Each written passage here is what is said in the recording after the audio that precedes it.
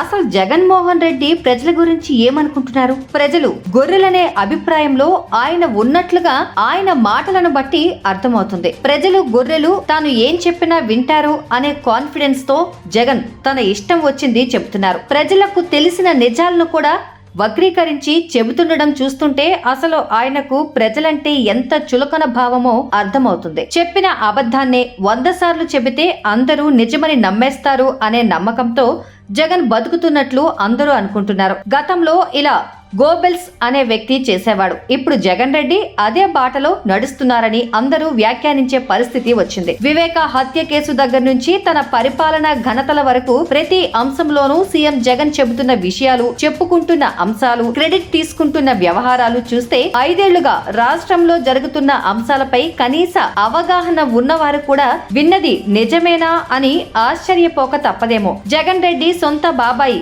YS Vivekananda రెడ్డిని చంపించింది ఎవరో దేవుడికి తెలుసు. జిల్లా ప్రజలకు తెలుసంటూ ఆయన కొత్త నాటకాలు ప్రారంభించారు. మరి సీఎం గా ఉండగా నిందితుల్ని ఎందుకు పట్టుకోలేదు? అత్యంత దుర్మార్గంగా వివేక కుమార్తె మీదే ఎందుకు నిందలు వేస్తున్నారు? వాళ్ళు న్యాయం కోసం పోరాడితే మళ్ళీ రాజకీయం కూడా సొంత కుటుంబాన్ని ఇలా రోడ్డున పడేసుకొని రాజకీయం చేసుకుంటున్న జగన్ పాలన విషయంలోనూ ఆయన చెప్పే మాటలు వింటే ఎవరికైనా మైండ్ బ్లాంక్ అయిపోతుంది. 3 రాజధానులు ఏర్పాటు చేశాను, 17 మెడికల్ కాలేజీలు కట్టేశాను, బోలెడంత అభివృద్ధి చేశాను, లక్షల కోట్లు ఇచ్చేశాను, పిల్లలకు ట్యాబ్లు ఇచ్చాను, పెద్ద పెద్ద కథలు చెబుతున్నారు.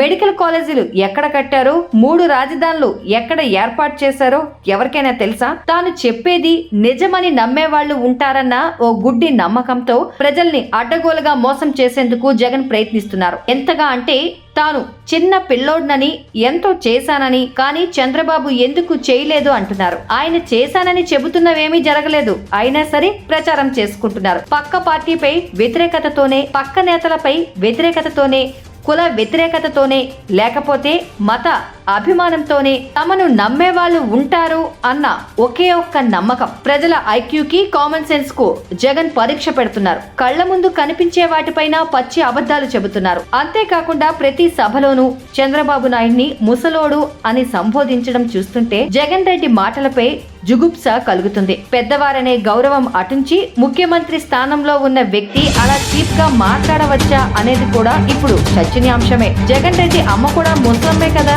అంతెందుకు జగన్ రెడ్డి ఏమైనా 16 ఏళ్ల పడుచుకురాడా అని ప్రజలు అడుగుతున్నారు. ఎదుటి వ్యక్తుల్ని కించపరుస్తూ మాట్లాడే జగన్ రెడ్డి మాటల్ని అందరూ అసహించుకుంటున్నారు.